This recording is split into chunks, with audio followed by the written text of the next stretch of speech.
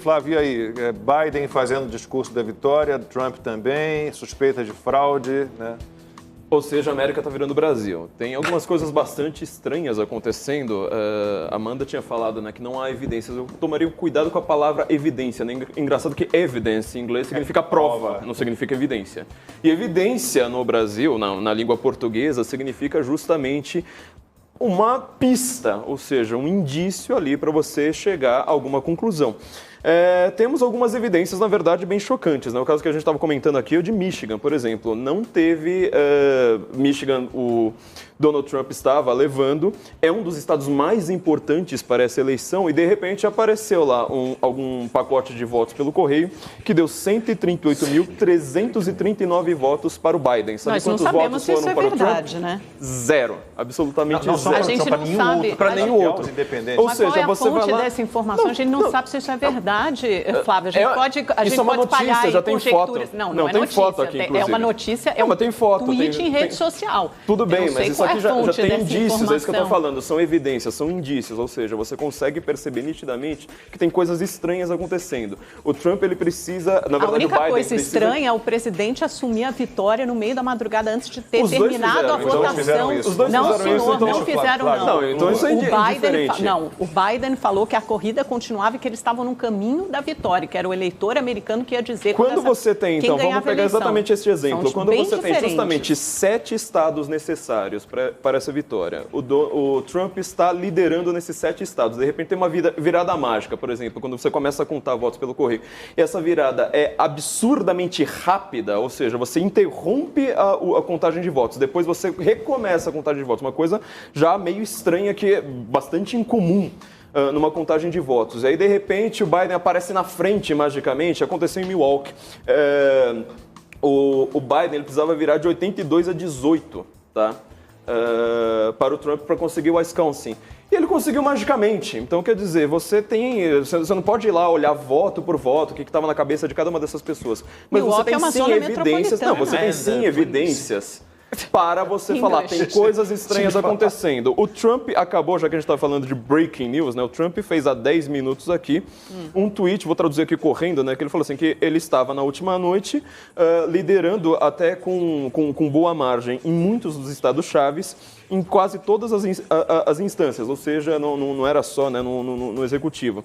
E aí depois, magicamente, ele usa a palavra, né, magicamente, essa liderança desaparece e alguns votos de surpresa começam a ser contados. Aí ele coloca em caps lock, né, caixa alta. Muito estranho.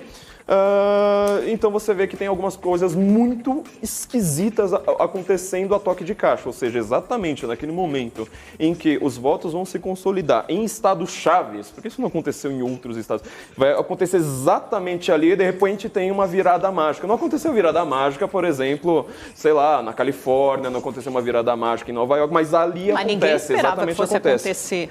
Então, mas o que é estranho acontecer a virada mágica? Por que você tem números ali, uma liderança de um candidato e de repente para magicamente, recomeça e tem outro candidato? Então isso aqui é um tweet de 10 minutos, 11 minutos agora, e o Trump está deixando outras evidências de que ele vai sim recorrer à Suprema Corte. Eu só tomaria cuidado com o termo judicialização, porque também significa que, na verdade, ele está fazendo cumprir a lei.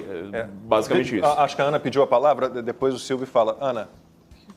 Uma coisa sobre a Pensilvânia, essa semana nós tivemos uma declaração do procurador geral ali da Pensilvânia, que foi no mínimo muito estranha, que no meio da semana ele disse, olha, não adianta aqui na Pensilvânia, qualquer contagem de votos na Pensilvânia, Donald Trump vai perder.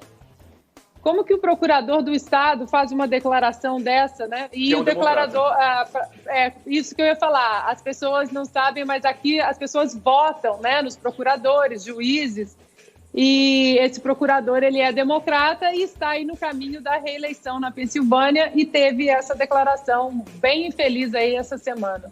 Silvio. Deixa eu trazer uma questão aqui para os nossos analistas, então, Ana, para você, para o Flávio. O que mudaria, para quem está nos assistindo aqui no Brasil, né? O que mudaria para o nosso país uma troca de guarda, né? Todo mundo sabe do alinhamento do Trump com o presidente Jair Bolsonaro.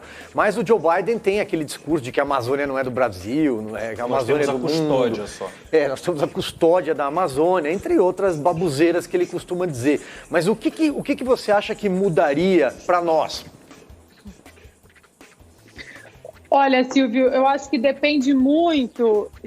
A gente vê hoje aqui nos Estados Unidos o Partido Democrata, ele foi aquele partido antigo de John Kennedy, né, JFK, ele praticamente não existe mais.